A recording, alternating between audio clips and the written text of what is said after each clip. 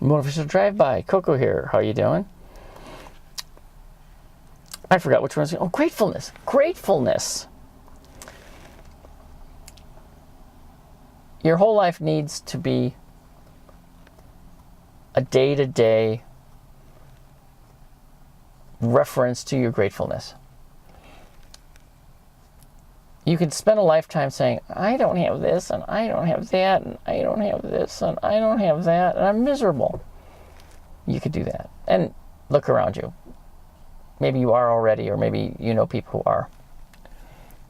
But I profess, if you change that and you start being grateful for what you do have, it'll change your life. You know, to make any change for the better in your life, you have to be grateful. You know, look at your life and realize all the, you know, everything you've got and all the good you have and all the amazing stuff you have. You're going to be surprised. You know, you may not have some of the things you want, and you can get those, but at this point, you have to first be grateful for what you have.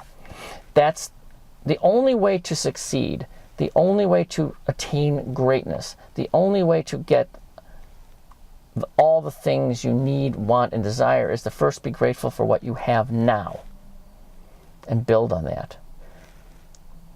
Too many people aren't grateful for anything.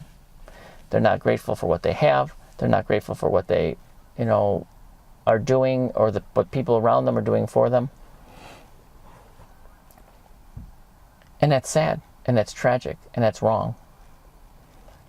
So work on gratefulness. Work on being grateful. You will be amazed at how it will change your life. I spent 2.5 months, I substitute teach, and I was subbing for an aide. They couldn't find aides for this one particular group, teacher aides, because it was special ed, low high school kids, but were low functioning level. They were functioning at a 9-month-old to 3-year-old level. I mean, that low. And it's brutal. I mean, to see kids that look like high school kids that are functioning at a 9-month-old to a 3-year-old level. It's just heart-wrenching. And I remember every single day, I did that for almost 3 months. At the end of the day, I'd get my car and sit there for a couple of minutes and just be grateful. Both of my kids were, well, both honor students. So consequently, I mean, I had the opposite situation. But you know, it's just, you've got so much. And if you want to be able to be a lover, to attain any kind of greatness, to be a good leader, to be a good lover, to be a good anything, you've got to be grateful first for what you have. Always be grateful. I'll be doing something a little later about, you know, taking things for granted, which once again is another aspect of what I'm talking about. You know, you don't do that, and you gotta be grateful.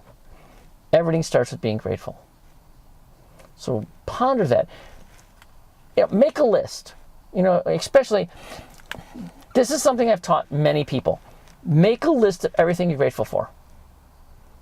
Okay, and then put it someplace. You know, make a couple copies. Put it inside your medicine cabinet. You know, make a little copy and put it in your wallet. Put it in your desk at work. And when you have a day that's draining, when you're exhausted, when you hate everybody and hate everything, pull that list out and look through that. It'll revive you. Perhaps make you feel petty, make you feel stupid, because you say, you know, I've got all this, and what am I thinking? Okay, do that today. It'll change your life, and once you become grateful, the world is your oyster. I don't know what that means. I've heard people say that. I have to figure that one out. As always, have a stupendous, amazing day. Coco, out.